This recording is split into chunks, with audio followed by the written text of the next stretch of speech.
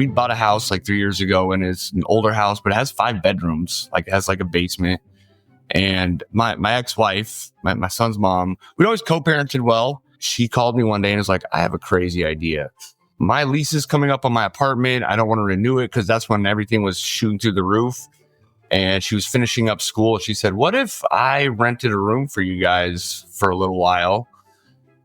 Just while I finish up school, I can quit my full-time job. And we talked about it, and it was never an issue. She moved in. It's been a little over 2 years now, just the way the economy is.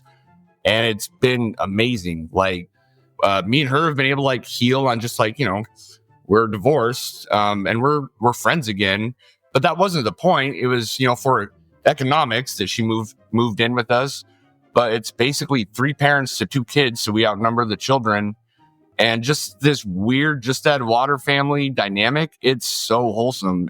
Welcome to Normalizing Non-Monogamy, the podcast where we interview incredible people from all over the world to hear their personal journeys of self-discovery through the lenses of love, sex, and relationships. Our mission is to show people that they're not alone and to inspire them to embrace their true selves so that together we can open minds and live authentically without shame.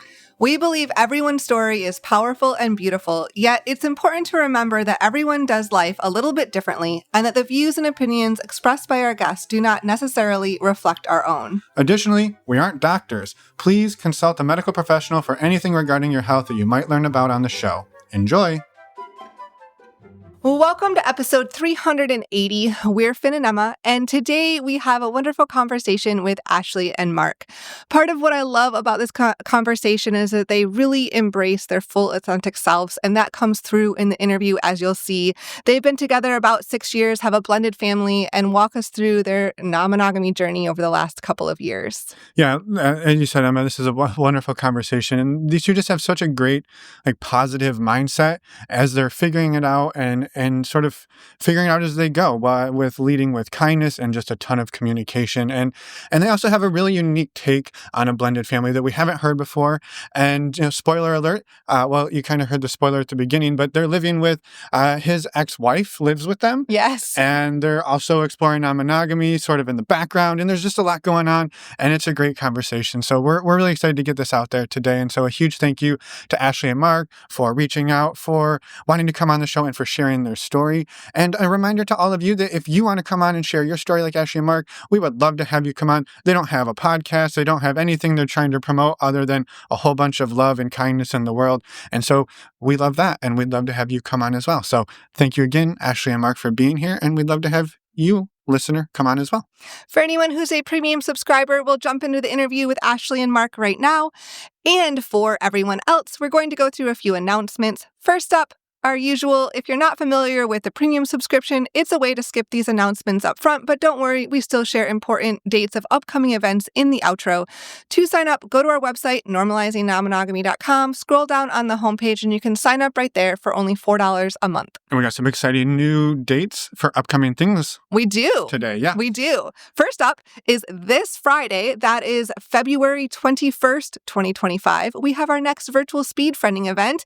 During these events, we bring everyone together in Zoom, give you a fun talking point, break you up into Zoom breakout rooms, and have you talk about that point for 6 to 7 minutes, then bring you back, give you another one, scramble, rinse, and repeat throughout the whole night for about 2 hours. It's a wonderful way to meet like-minded people and have a blast on your Friday evening, so come and join us.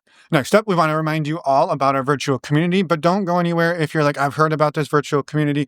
We've got some new stuff to tell you about. We do have some exciting new things. So first of all, if you're like, I don't know what you're talking about, the first thing we'll tell you is that our virtual community is made up of over 300 people from all over the world who come together in a platform called Mighty Networks all day, every day to support one another, socialize, have a great time, and generally just be there, be in community together.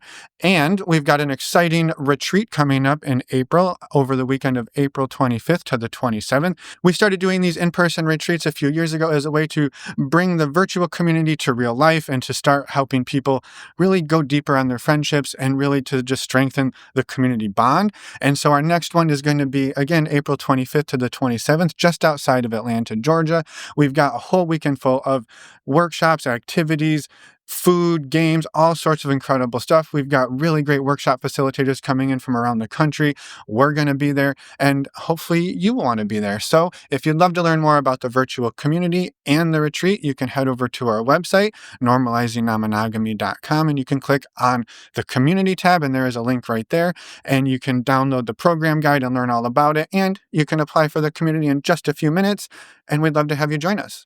Yes, please come and join us over in the virtual community and in person in Atlanta. Yeah, just to be clear, in order to join our retreats, you also need to be a member of our virtual community because they kind of work in synchronicity together. They do, yeah. But it's only a couple of bucks a month to be a member of the community, and there's not a better time to join than right before one of these retreats because you get to dive right in, meet a whole bunch of people, and it's sort of like just drinking from a fire hose of goodness. It's amazing. We've done, as Finn said, we've done some of these, and they have just such an incredible time each time. Yeah. Next up, we wanted to remind all of you about our favorite way to get tested for STIs. It is stdcheck.com. You hear us talking about it every week. It is a service that Finn and I use. It is fast and easy. And by using the links on our website, you can get a 10-panel test for only $129, and you support the show and get to know your sexual health status. So thank you in advance for doing that. You can find those links over at the resources tab of our website. Or directly in your podcast player show notes down below. Yes. And the last thing we want to tell you all is one more time a reminder that we'd love to have you come on the show, or you could send us an email or send us a voicemail with any feedback, thoughts, questions. We love getting your emails. We love getting your voicemails. You can do all of that under the Contact Us tab of our website. And with that, we are going to jump right into the interview with Mark and Ashley. Let's go.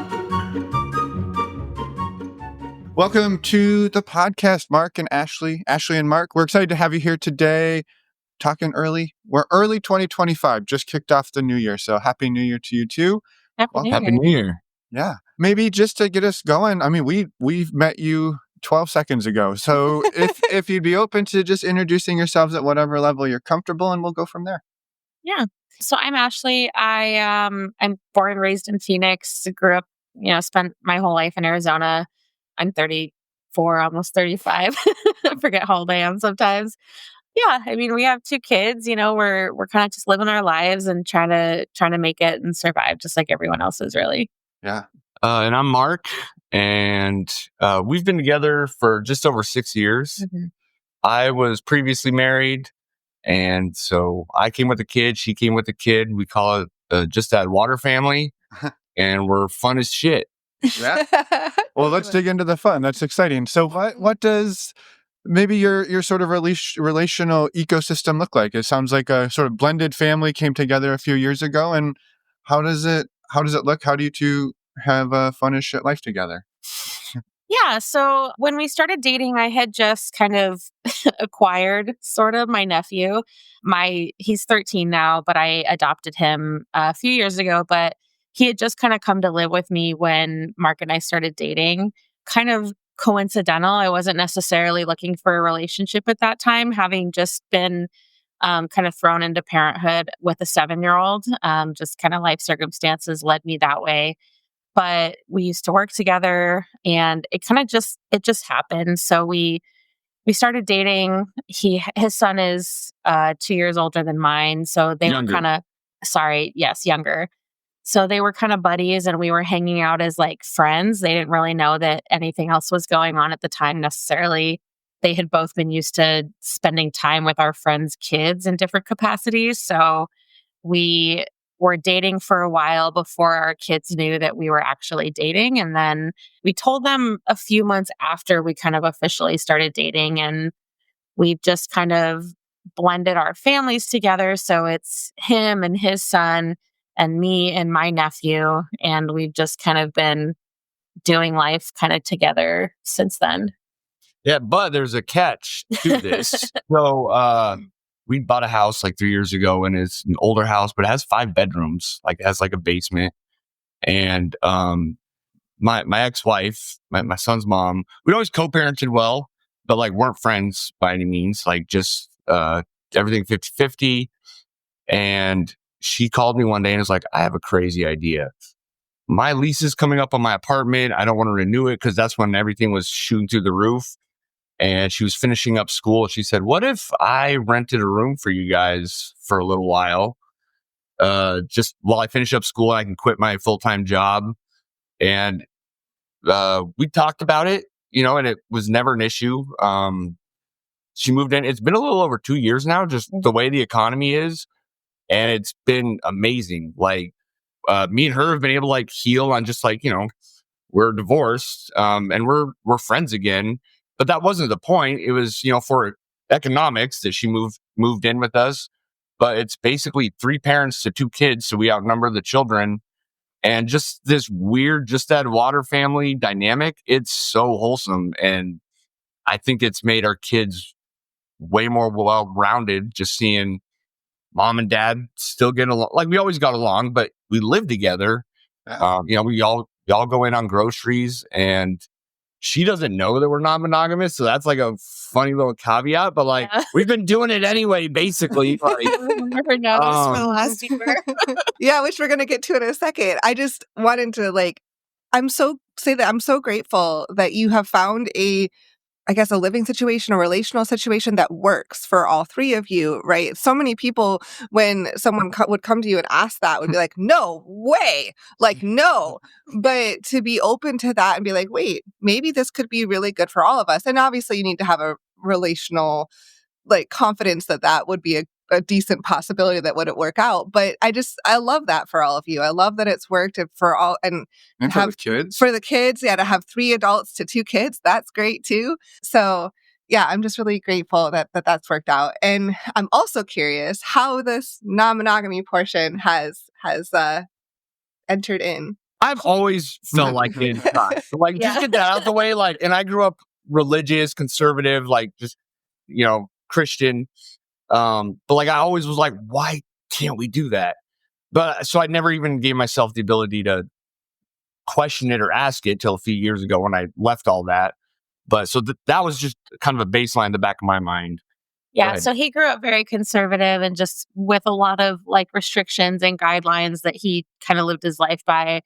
And I grew up less conservative and religious. Like, I had religion when I was very young, but kind of got out of it as I got older. And in my mind, relationships were always traditional.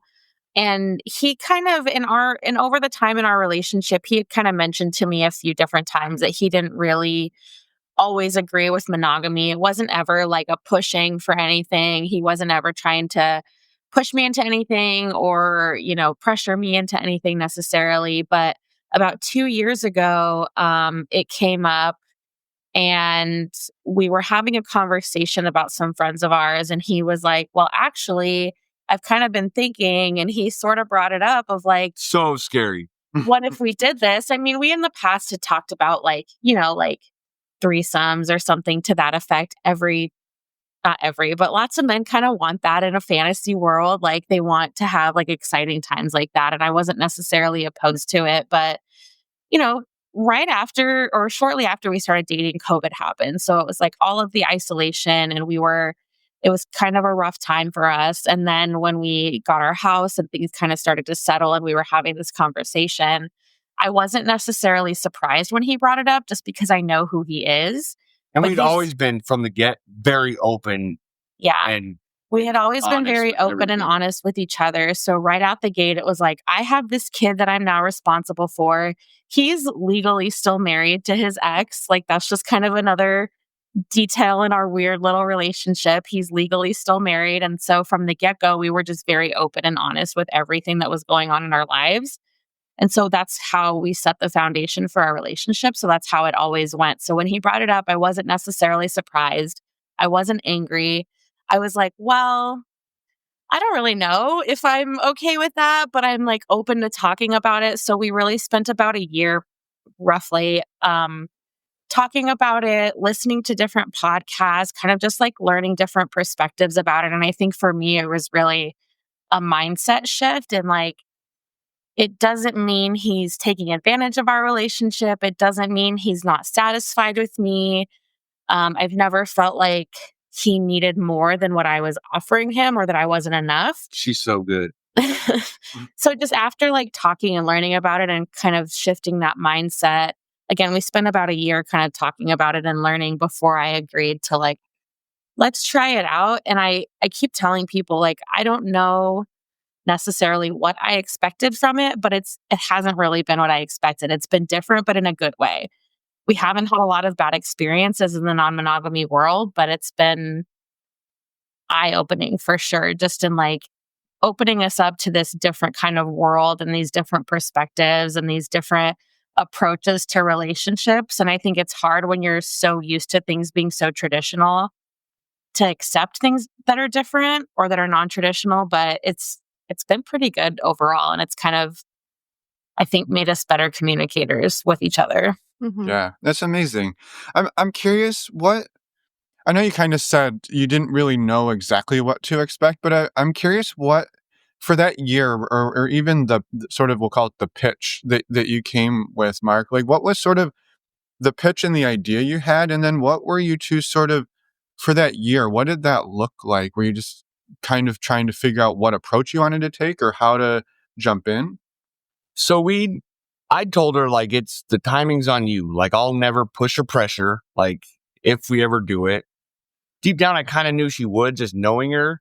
But like, I told her, like, it's timing's on you, but I'm allowed to ask anytime, like, bring up, nothing's off the table of talking about. So we talked a lot about of like hypothetical situations and just like communication exercises. Yeah, I think I can be kind of an anxious person sometimes. So I think for me, it was like, well, what if this happens? What about this? Or what about this type of situation? So for me, it was a lot of like talking through, and he was really like, okay, what are you scared of? Like, what are you afraid of in this? Like, what worries you, or what is making you apprehensive to kind of jumping into this? So it was, it was a really good kind of just communication exercise almost. And like, these are the things that I worry about, or these are the things that I'm scared of. And we talk through those. And Hmm. he kind of talks sense into me in certain situations of like, okay, this could happen, but let's talk about the reality of it.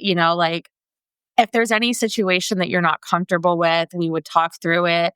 You have kind of like veto rights in a sense of if there's anything you're not comfortable with, you can say so, and I'm going to stop, like, no questions asked kind of thing. So we just talked through a lot of those like fears and anxieties of the unknowns. And I think just, I don't know, I obviously know that not everyone's situation is going to be the same as ours, but I think given the amount of time that we took to really process through all of those things, whether it was necessary or that it would be necessary for other people or not, I think that it helped me a lot open up to kind of just the fears of it, I think. I don't know. And it was also really important to me to know, like, you need to convince me that that, like, I don't want to just do this to screw around with other chicks. Like, Yeah. like it really is like an identity or something that's been in my mind my whole life since I had babysitters. Like, just like it's been there,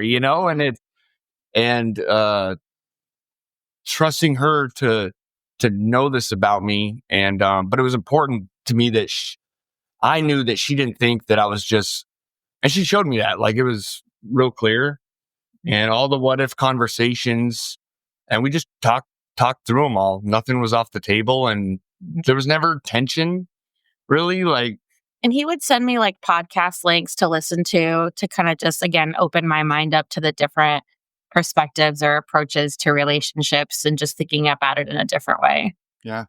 And so when you jumped in, what did the shift from, all right, we've done a year of our homework, conversation practice, theoretical, planning. When you took those first steps, what did it look like? so I was in real high control religion through my 20s, so lost that decade. But she wasn't. So there was one day where I did not pressure, but I was like, hey, you've done all this before. And now with me, like, who more than anyone else in the past, like, I'm secure and solid. So why not with me when you would do it with these janky dudes from the past, basically? I kind of put it out there, and it was so uncomfortable, like, because I didn't want to feel pressuring, but like, what gives? And she did say, like, and it wasn't a give up, but she's like, okay. And we found a lifestyle event, and He joined a website that was like a lifestyle type of website, And then I created a profile on that too. And within that, he found an event and was chatting with somebody who had like RSVP'd to the event. So he was kind of just making a connection. And so our kind of first really was kind of just like a diving headfirst into it. We went to an event that was held in our area that really, to me, like when we went to it, it felt kind of like a house party. So for me, it was like, I didn't know what to expect, but I felt like it was going to be more intense than I expected. But it really, for me, felt kind of like a house party Laid rather back, than fire like pits. here's some kind of expectation. The expectation part for me, I think, is where I get kind of hung up on things sometimes of like, because when I agreed to this, I said, well, I am going to agree to try this out, but I'm not really interested in participating, like being with other people. Like I'm down to try this and just kind of see how it goes for you. And that was kind of our first experience. We went to this event and met up with this couple and kind of just chatted with them for a while. And so for me, it was like, well, that wasn't that bad. It wasn't as bad as I expected. So then we kind of started going to some other events. We went to there's a club in our area that's like a lifestyle club. And so we've gone there a couple times. And over the course of the last year, we've met people that we met through this website. We've gone to some different events. We've made some friends. And it's just been, like I said, it's been different than what I expected it to be. It's been very wholesome. It's been very consenting. There's a lot of I've noticed a lot of consent, even when it's just him participating. If I'm present, I'm being asked, is this okay? It's very wholesome. It's a lot more wholesome than I expected it to be. Mm-hmm. And best friends, one couple that we met just in the lifestyle, and they're not even in it so much right now, but with just the overtone of just openness, communication, honesty, it's we fast tracked with these people to we know each other just as well as some of our friends we've known for 20 years. And yeah, because the barriers in communication of what you can and cannot talk about just come down, right? Yeah, exactly. Yeah. Nothing's a thing unless you make it a thing, which we kind of got living with my wife. It's not a thing. There's never been jealousy issues with her. And it's clear she's not interested in getting back with me. I'm not with her. We split because we got married fast and we're wildly incompatible. So it's never been a thing. We all just get along, and that just carries over into every part of our lives. Mm-hmm. Yeah. Mm-hmm. And so it sounds like right now, primarily it's sort of going to swinging or lifestyle events. Mark, you are maybe more of the one who is playing and having sort of the experiences, but Ashley, it sounds like you're very much there. You're part of it. You're just not maybe physically doing the sex or jumping on the bed, but you're definitely part of. I think it's an experience for the two of you. Yeah, and it's I've definitely done some things that I wouldn't necessarily have expected myself to do in the past, but not in a way that's made me uncomfortable. It's been sometimes it's just been me and Mark doing things within other groups of people or other couples, and I have participated a little bit here and there, but it's more when I feel comfortable with other parties. I mean, we've made a couple of different couple friends that I've kind of gotten to know. And for me, it's the comfort level, but I've been able to kind of step outside of my comfort zone and break out of my shell a little bit and just feel more comfortable and living in the moment. And I'm 100% okay saying no to something that I'm not comfortable with or that I don't feel like doing, especially if it's with somebody that I don't know or if we're in a situation where I'm okay just kind of, sitting off to the side and being present, but letting him kind of enjoy himself and express himself in that way. Mm-hmm. Mm-hmm. Yeah. Yeah. And I'm just curious, it sounds like you've really learned a lot in the last, 2 years, a year of research, discussion, everything, and then a year of practice in some ways with continued experiences. Game time. I'm curious, what have you two learned about yourselves and each other? I think for me, I've learned that I I think for a long time, I really thought that I didn't care what other people thought about me. And I think I've really kind of come to the conclusion that I did a lot more than I realized. And so I think coming to that realization has helped me on my journey of just like not being so concerned with what other people think about me. Because when we started this, I was very much in the position of, I don't want people to know this part of our lives. I'm a pretty private person. I always have been. So while close people in our lives know this part of ourselves, not everybody does. And I think that I just kind of came to realize that I have held a lot more weight in what other people think or other people's views of me than I realized. And so, like I said, I think that just kind of being in this has helped me. It's made me feel more comfortable in my own skin. It's made me feel more comfortable being naked, honestly. Like, it's made me just feel more comfortable and like, I'm going to live the life I want to live. And if other people aren't okay with that, then that's on them. It's not on me. I'm not doing anything that's hurting anybody else. I'm still, maintaining my responsibilities. I'm still maintaining my home life and making sure my kids are healthy and safe. And, we're not exposing our kids to anything that they shouldn't be exposed to at their ages. But I am allowing myself to just be okay with like being who I am and letting Mark be who he is without kind of allowing other people's judgment to affect us. Mm-hmm. Mm-hmm. Yeah. Yeah.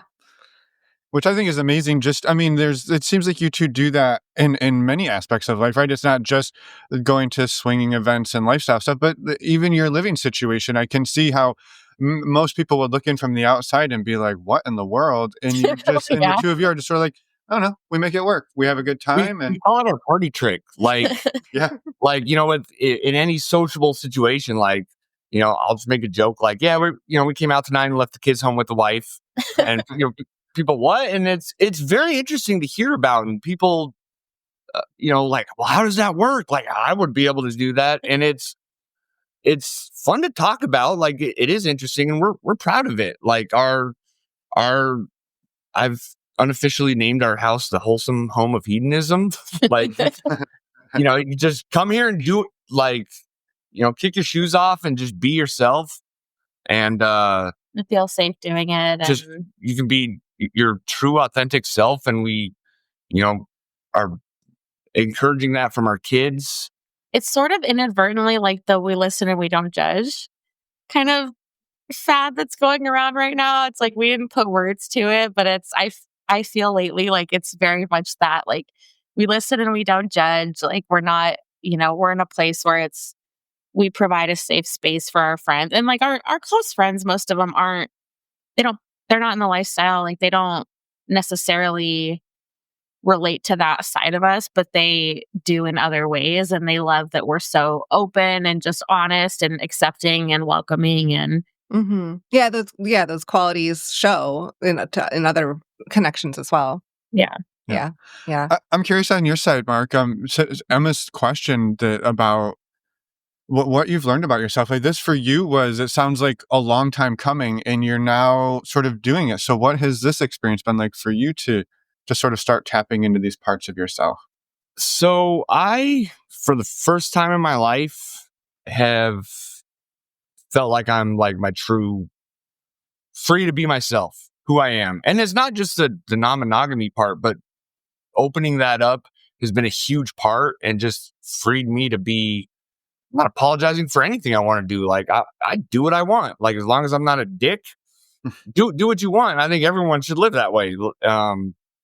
And one thing I learned was I'm not as thirsty as I thought I was.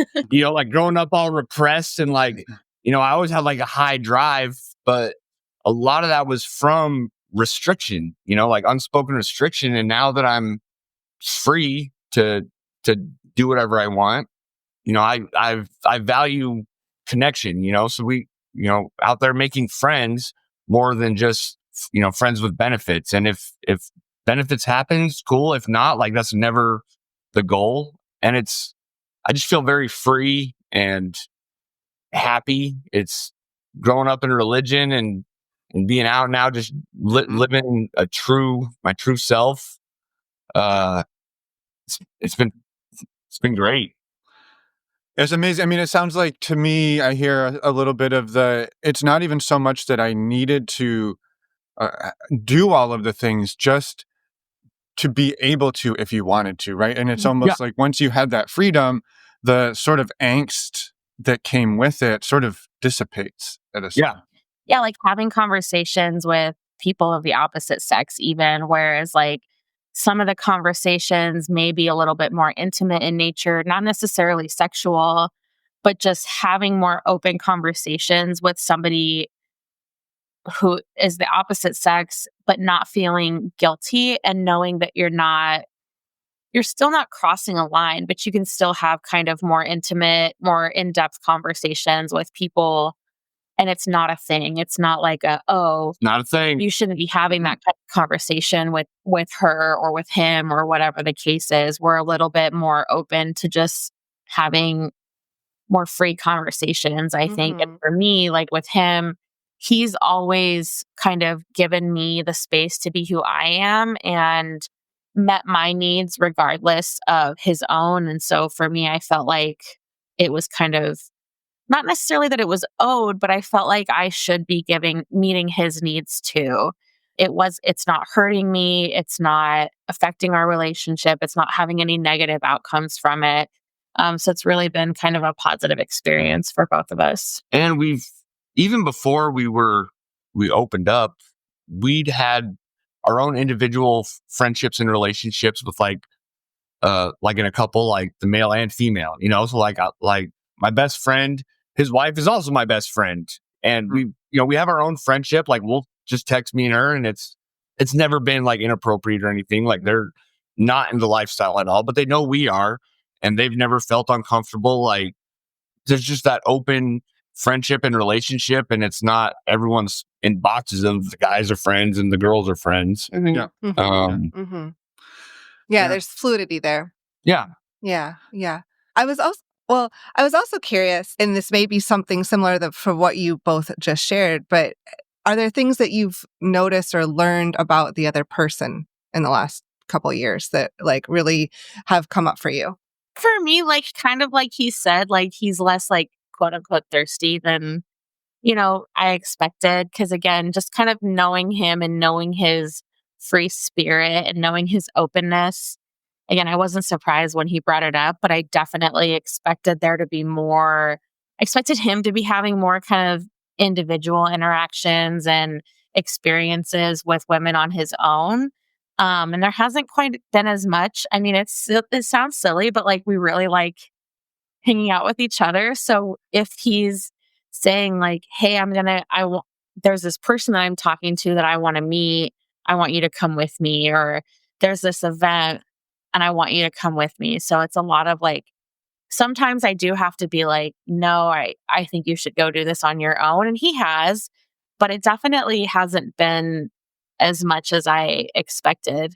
Yeah. Cause our agreement was, the home is the first priority. And if it ever feels like it's slipping to either one of us, we'll bring it up. And it's never been anywhere close to it. It's made the home better.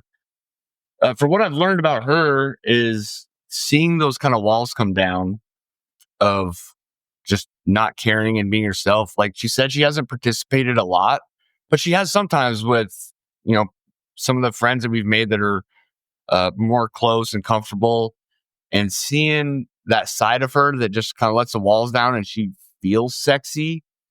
I never knew what that would look like, but it's hot. Like it's so fun, like watching her know she's desired and sexy, and just kind of letting those walls down. It's fun. It's adorable. I love that. I think too, what comes up to in my mind is that this is a conversation we've had a few times with people in polyamorous relationships, particularly like a mono-poly dynamic, where often the person on the monogamous side gets sort of painted as, well, they're not really doing anything. But the reality is, I mean, you've kind of talked about it here, Ashley, is that you don't get forced into situations you don't want. You speak up when you don't want to be a part of them. You go to events, but you participate to your level. Or when Mark's like, "Hey, let's go to a club," you're like, you go tonight or you go out on your date. I'm going to stay home. And those, I think those are so many of the skills and the things that are really hard for people to do. I mean, going and doing the acts of whatever sex and pleasure are like, to me, that's such a small percentage of it. But what you're sort of bringing forth is I'm, and I love the way you said it a minute ago, right? I wanted to support him in being who he is, but without giving up who I am. And like, that is a really hard thing to do sometimes, especially if what you want and what your partner wants aren't exactly the same thing. How do we say, you go be you, I'm going to be me, and we're going to still somehow strengthen our whole household? And I think that's pretty amazing to see the way you two have done that. We're kind of proud of it. I think it's when we take a step back and look what we're doing. And it trickles down. The only time trickle down ever worked anywhere, but into our whole life with our kids and our relationship with my ex. Like, we're just so, no one's ever yelling in our house. You know, like sometimes it's just like, wait a minute, our house is weird.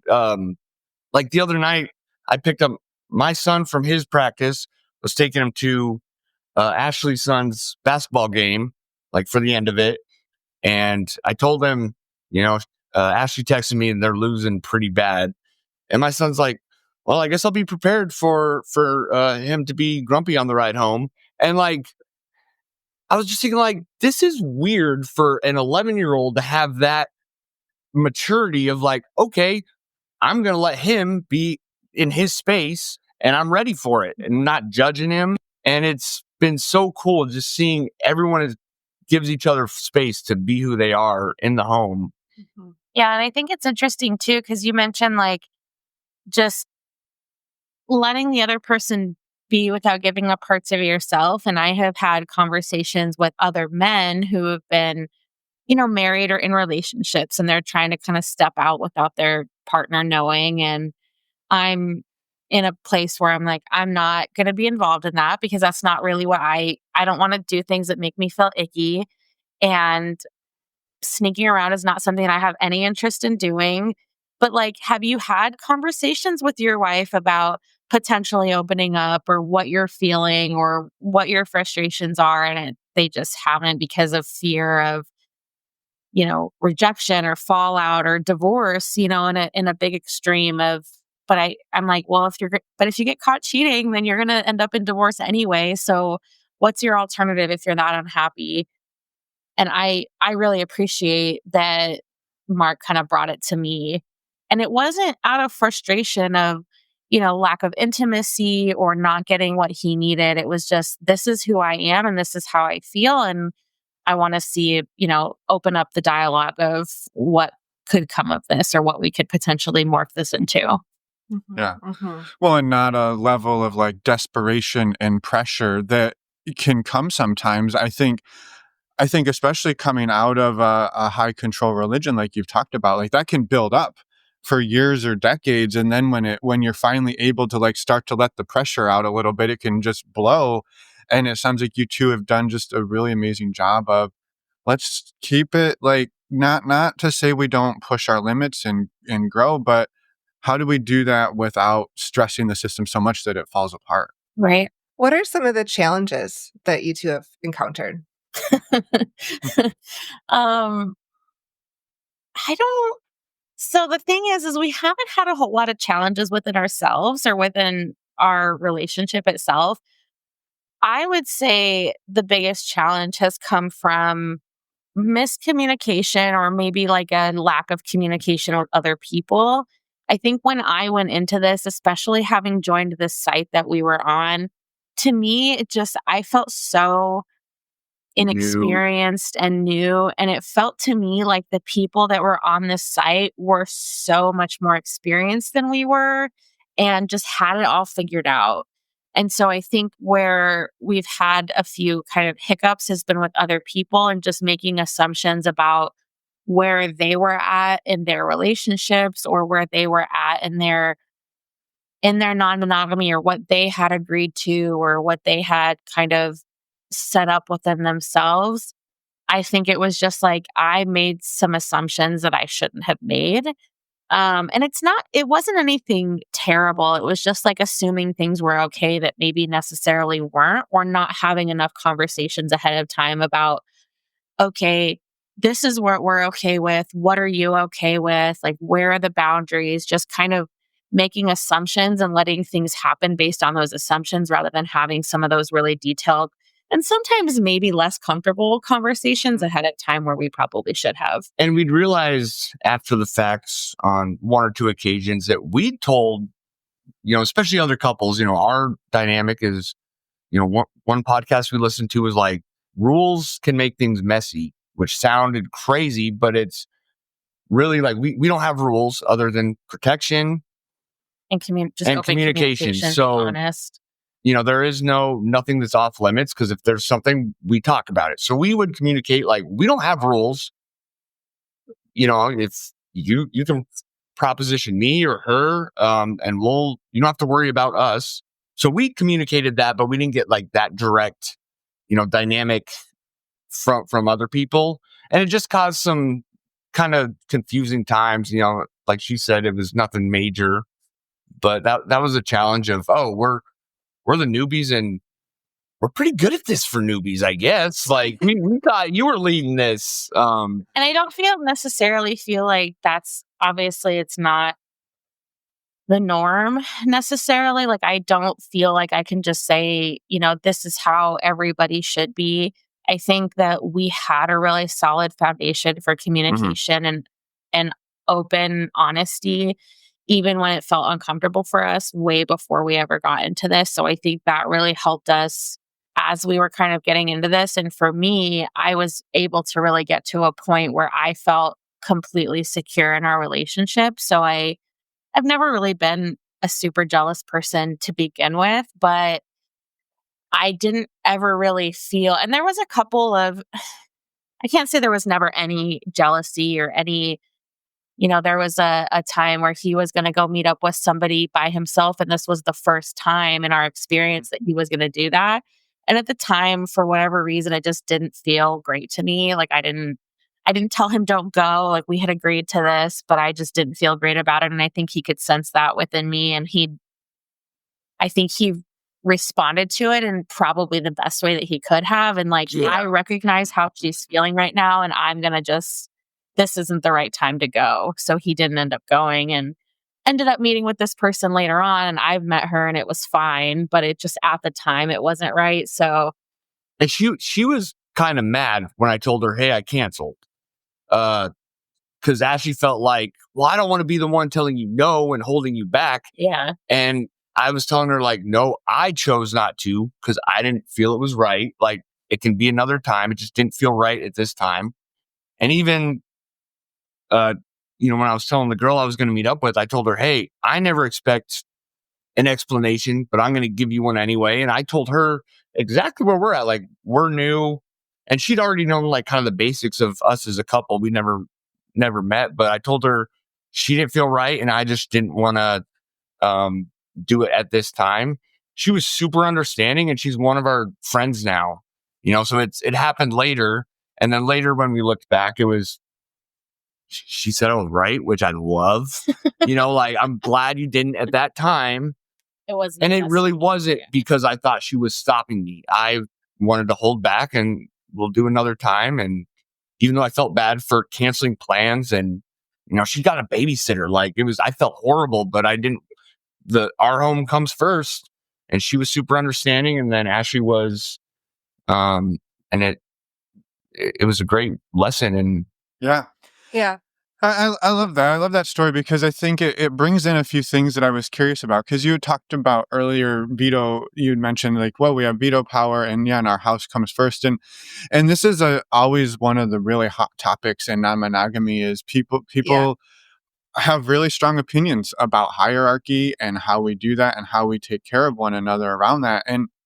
And I think what you're talking about is obviously right now where you two have landed is your partnership and your household is paramount, right? And that is the most important thing to you two. And yet you're also wanting to be out here exploring and doing it this way. And I think what a lot of this to me comes down to is the communication, right? If, of course, you feel terrible. You don't want to cancel on somebody and you weren't saying, no, don't go, but you're able to give somebody context ahead of time. Hey, we're new. This is where we're at. This is what we're doing. And that person has a framework at that point to say, okay, this might not be just like dating a single person, right? This is a little different. I know I'm doing something different. I know they're doing something different. And everybody's coming with a little bit different understanding and just open communication. And I love, Mark, that you did give the explanation, right? Hey, I don't need to and you don't need to, but here's what happened for us. And at the other end of that is a friendship that hey, we can do this in a month or we can come back to this, but it's not a no. It's just, it doesn't feel good right now. And I think so much of the time we can find ourselves pushing through that discomfort because, well, we can't have hierarchy or we can't have, we said we're going to do something, so we have to. And does that really land us in a better place, right? Is that better for anybody involved, right? You're out on a date that you don't feel great about. The other person's probably picking up on it. They don't feel great about it.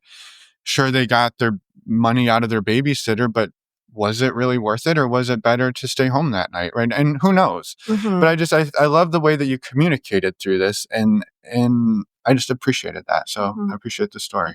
Yeah. And being, in that vein of this being your true self, if you're not doing what you want to do, what are we doing it for? And, people, you just over communicate so that people know where you're at. And, here's where everything is and take it or leave it. I'm being completely honest with you and everyone won in the end. And that's so much better than I don't think anyone should do something they feel they should do. It should feel right and communicated and all aspects discussed, and you get the better result that way for everyone. Yeah. Yeah. Yeah. Yeah. And in this situation, right, the thing that kept you home was a feeling, but right, it could have been your kid got sick. It could have been her kid got sick, right? And so any number of things can come up when we're doing You this. got And sick. you got sick, right? And so how do we communicate those Yeah. things and take care of one another so that, I think it really says a lot that you come out the other end friends and that you're friends today. I think that's amazing. Yeah. Yeah. I do too. I'm also curious how you've mentioned a little bit, like you've told some friends and things like that. You haven't told the your wife that you live with, but like, how is that going? Like, how is it being sharing with people? And I'm curious of kind of your thought process around that, how it's been sharing. So we call our close friends, our chosen family, and quite a few people know we have maybe 15 or 20 like people like in our like real close circle that we're real close with. No one's responded negatively. One of my friends was pretty uncertain about it. Didn't say don't do it, but I don't know, like good luck, but he knows I'm a little wild. So and now he's seen like it's been great. But with our friends, there's the whole spectrum of some of our friends like want to know all the nitty gritty, nasty details, which we're happy to share. Like if you want, and we've told friends, if you want to know, you can ask, and we'll say no if we don't want to, but you can ask, and some of our friends just want to hear about like kind of the relationship dynamic sides to it. And it's been received well by everyone. And like I said, it's just that spectrum of how much they know or want to know about it. Yeah, and I think we're really fortunate in just having like our core people are people that we have been close friends with for a really long time. And they're kind of ride or die friends. Like there are, like he said, our chosen family. We both have kind of different family dynamics and just have like neither of us we have relationships with our family, with our parents, with our siblings, but they're not traditional kind of close family relationships just because there's like a difference of opinion, there's a difference of life viewpoints and perspective and morals and values that kind of just differ in a lot of ways. So we both kind of come to the conclusion of like, well, I guess just our views on like blood family is just a little bit different than maybe some's might be. And that's fine. It's just different. There's no right or wrong answer there. It's just different. But we've been really fortunate that the people in our lives that are close to us they're kind of accepting of us regardless of what we do. I mean, short of just being terrible people, they wouldn't really kind of, decide that something that we decided to do for ourselves would be a breaking point for them. So we've been really fortunate, and the people that we have been able to tell have been really accepting and been really willing to listen. And as long as we're happy, And curious. yeah, and curious in some ways. And I think they're just like, as long as we're happy and we are taking care of our home and ourselves and each other, then we've been able to kind of explain it to them in a way that like, this isn't just him wanting to go screw around with other people. Cause I feel like for me, especially in telling people, I've really felt like I've had to give a lot of explanation. Like, it's because of this, it's because of that. It's not just him doing this. Like, I have felt probably in some cases unnecessarily, I felt the need to provide enough details to where it kind of justifies it. And it's not just me rolling over and letting him do whatever he wants because he wants to do what he wants to do. Which I do want to do what I want to do. But that's But not why that's we're not here. that's not why we're here. Yeah. Mhm. Yeah. Yeah. Well, I'm curious on that, sort of on that note, looking ahead for you each. Again, not that you know exactly what's coming, or that you're necessarily have like this mission driven focus, but is there anything that either one or both of you are excited about exploring? Yeah, I think over the last year we've kind of both put ourselves in some just different situations, kind of again coming out of our comfort zone, being giving ourselves some experiences we wouldn't necessarily have had. And I think we're kind of at a point now where the dust has kind of settled and we're like in the lifestyle, but we're not necessarily out seeking a bunch of new, crazy, exciting experiences. Like, we just want to kind of live in this place where we can be open if we want. He kind of has some people that he's talking to right now. So he has some kind of things on the horizon, maybe just some new like friendships and experiences that he has where he can go on dates and do some different things. But I think we're in a good place where like if it comes up, we're open to do things that we want to do. I think for him, and not going to necessarily speak for him, but I think he's been kind of gun shy. And so I think there's some opening up of your Abilities. or comfortability, maybe of just like being in the moment and feeling comfortable and like not pushing necessarily, but kind of sort of pushing for a situation to go a little further than it would, or, you know, being more comfortable in his skin and just like not feeling like he's being a creep by wanting to maybe venture out a little bit more or like do more with people that we've met in the lifestyle and just kind of have those experiences.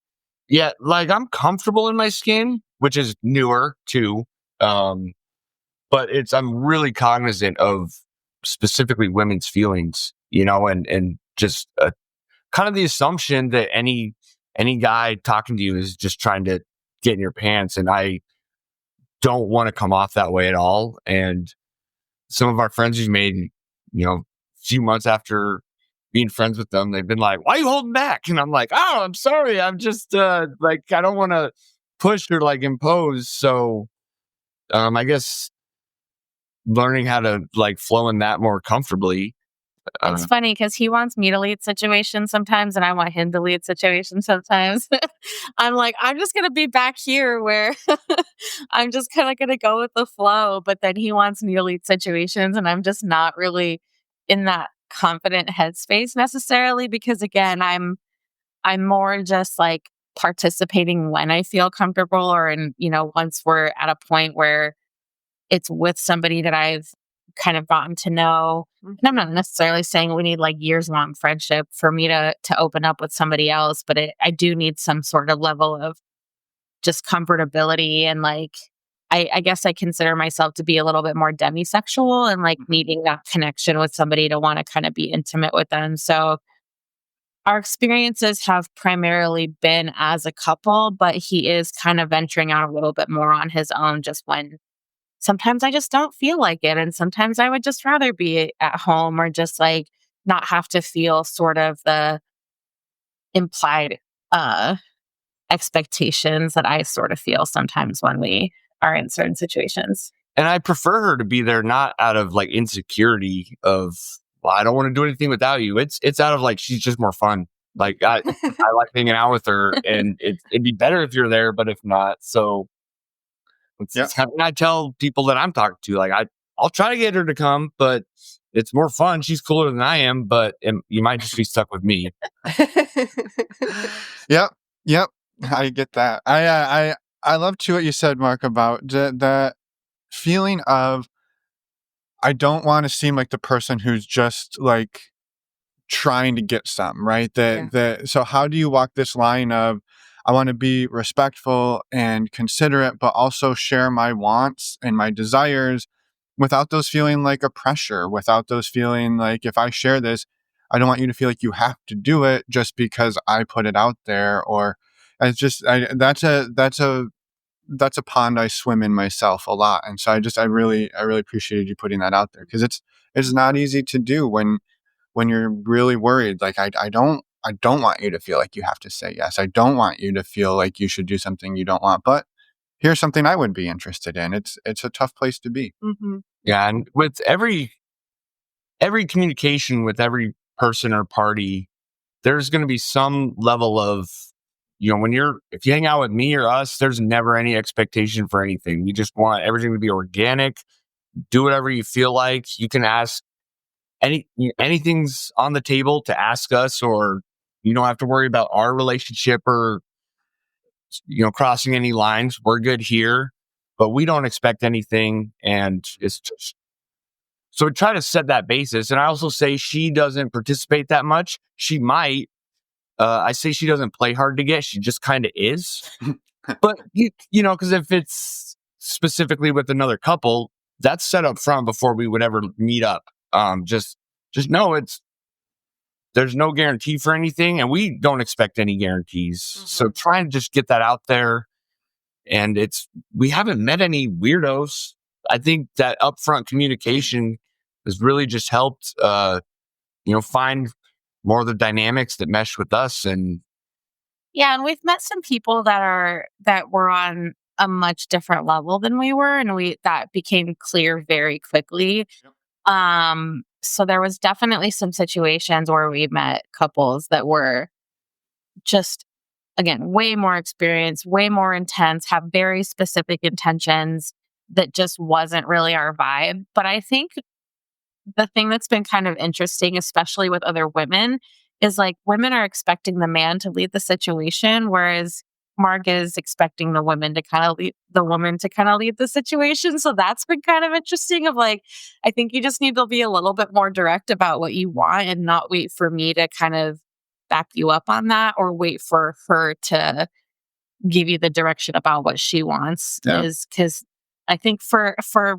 me, and like for a lot of women, like we're going to expect the man to lead the situation in some cases. And especially if it's a single woman with a man who's in a relationship, they're going to kind of like default to his lead and expect, especially because they want to be respectful of the relationship and not overstep. And I'm really just like, I'm good as long as I feel comfortable about the situation. But in most cases I do, because I trust his judgment. Mm-hmm. So I think that's been interesting too. Yeah.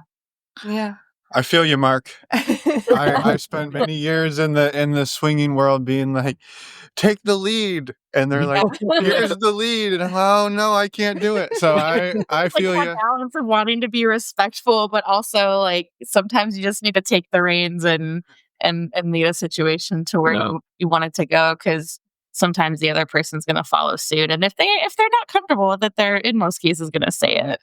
Yeah. Well, and you can also often like check, like it's not a one-time thing. It's a constant, not a constant, but it's a continual check-in, right? And picking, like, if something doesn't feel, if you're picking up, if something doesn't feel quite right, check in. Like, it's exactly. Yeah. It's been very interesting for sure, just trying to figure out where other people, again, I made a lot of assumptions in the beginning of just about assuming just everyone knew what they were doing in this, and everybody in the lifestyle was already in it, and they already kind of had their wings about them, and they already knew what they were doing and what their dynamics were. And so I think for me that was the kind of biggest like misstep, and just making some assumptions about other people. And it's like, we're all just people, and we're all just trying to kind of figure it out as we go. And so that part I think was very eye-opening for me. Yeah. I think you said it perfectly there. I think that it's so easy to come into these situations and be everybody has it all put together and knows what they're doing, and then you start doing it and you're wait a minute. I don't think any of us really know what we're doing. We're all just trying to do our best out here. Yeah, exactly. Yeah. I'm curious, it's been a while since we've asked this question, but I'm curious, do you two have any bloopers that you would want to share? Something that you thought was going to go one way and definitely didn't go that way? We went to the music festival, maybe. Oh yeah. Oh, we got a blooper. We went. It panned out perfect because we'd set a tone of like, we're good, safe people that you can be yourself with. But it was could have been a doozy on under a little different circumstances. We went to like a techno music festival with two other couples that we had met with in the lifestyle, and ended up back at our place afterwards, and things kind of started getting hot and heavy between all six of us. Kids were out of the house. Yeah. And one wife was in an intimate situation with the other husband, and her husband ended up just being like, I don't like this, and kind of just like abruptly stopped the situation. And we were all kind of like, whoa, we thought we were all on the same page here, and that didn't really end up being what the situation was. And so he kind of abruptly stopped it right in the middle of what was going on. And Mark and I were both like, what? So, we weren't physically involved in the situation after it was happening, but it was an abrupt stop. It was very abrupt. Yeah, but it was very abrupt. We right away, I said, man, I'm so glad you felt comfortable enough to speak up and stop a party, that you felt you could do that with us. That makes us feel good, like that we are safe people. And he said, like, I didn't know how I would feel. So it was like, it was testing the waters, and he didn't feel great about it, and he was able to speak up. And so him and his wife went and sat out on the back patio for a while, and it wasn't a train wreck. They were just regrouping, and there was no issue after that. And we were just kept telling him, like, good job for speaking up. Like, that's tough. And if you didn't feel right, I'm glad you did. And nothing was awkward afterwards or uncomfortable.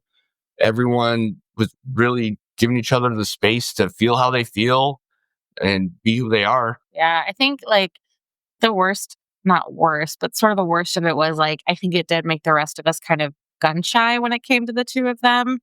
But they sort of worked through some of those insecurities. They were fairly new as well.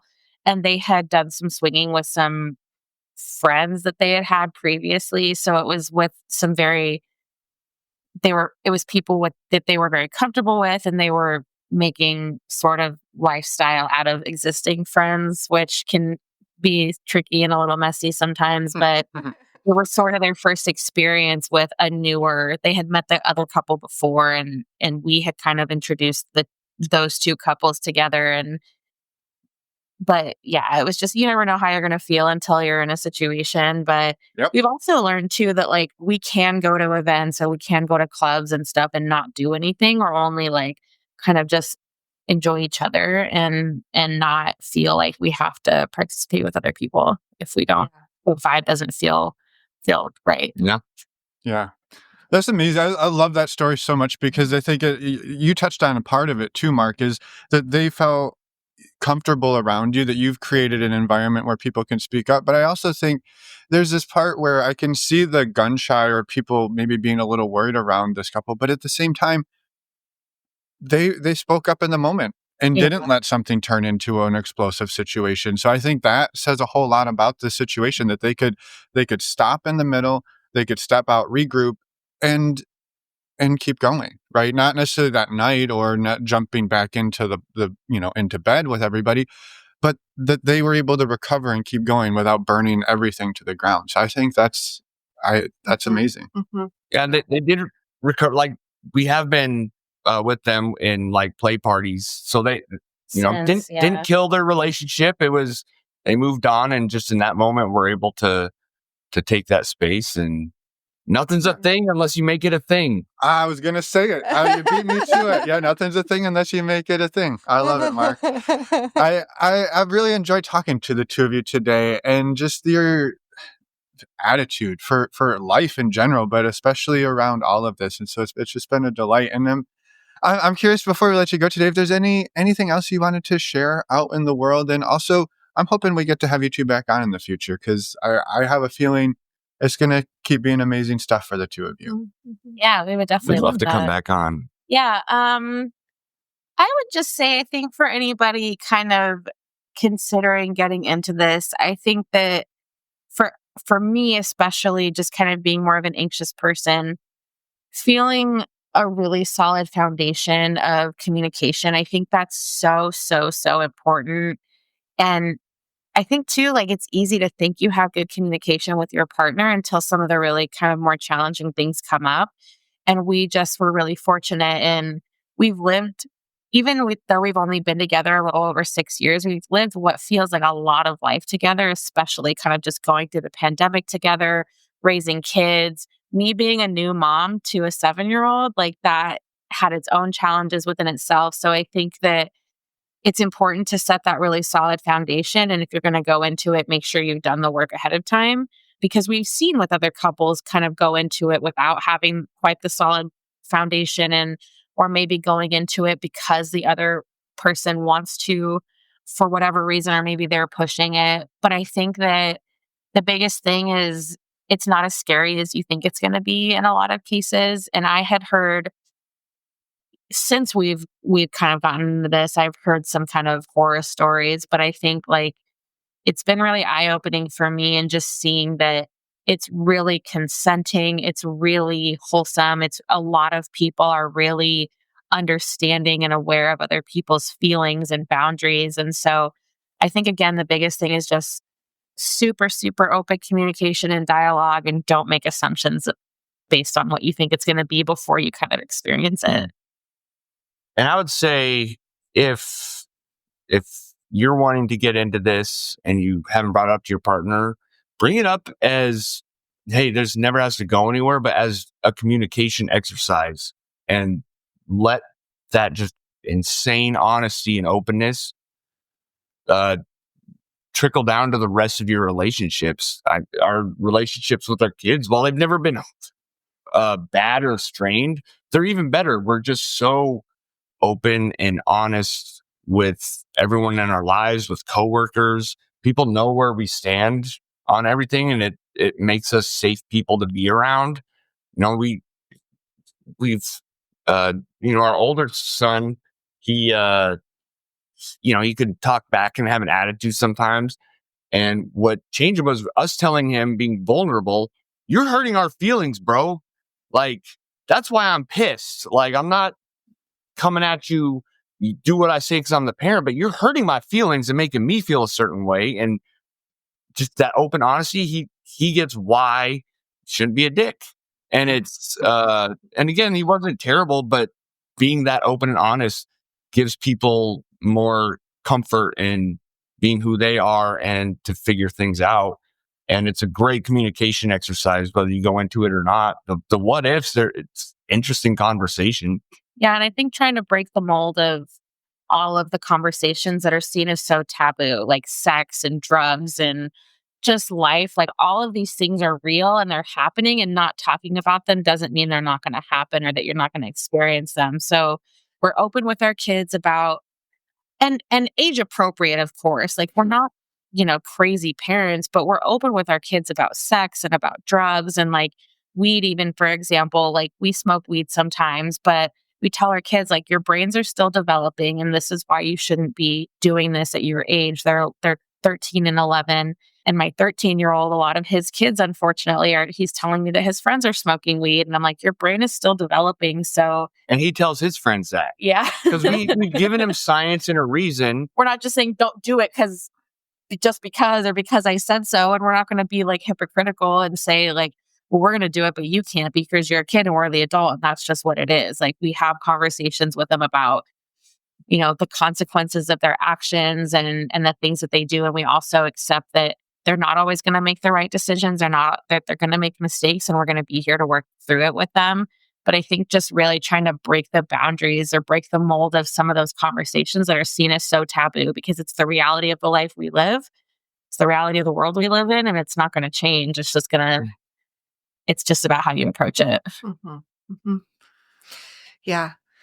Thank you both. Yeah, I love this conversation. I feel like we just another 2 hours of this would be amazing. There's so many comments I could make too, but we really appreciate everything that you've both shared today and had this wonderful conversation. Thank you so much for reaching out to us and wanting to come on and share your story. And as Finn said, we would love to catch up again in a little while and see where the two of you are at. Yeah, thanks so much for having us on. We really appreciate this opportunity. It's been great. Yeah, this is amazing. Well, until next time, we hope you have a wonderful, I guess, winter/summer. I don't know. In Phoenix, it's always summer, I feel like. So have a wonderful summer day. You want to tell us about seasons? Well, have a wonderful day, and we will talk soon. Sounds good. Thank you. And we're back. A huge thank you to Mark and Ashley for coming on, sharing your story, and just your amazing energy. It was lovely to talk with you, so thank you again. We can't wait to have you back on in the future. And get an update. I think the updates of this are going to be amazing, and I'm super excited. Yes, for sure. A couple of quick reminders. First up, we have our next virtual speed friending event coming up February 21st. That's this coming Friday if you're listening to this episode on the day it comes out.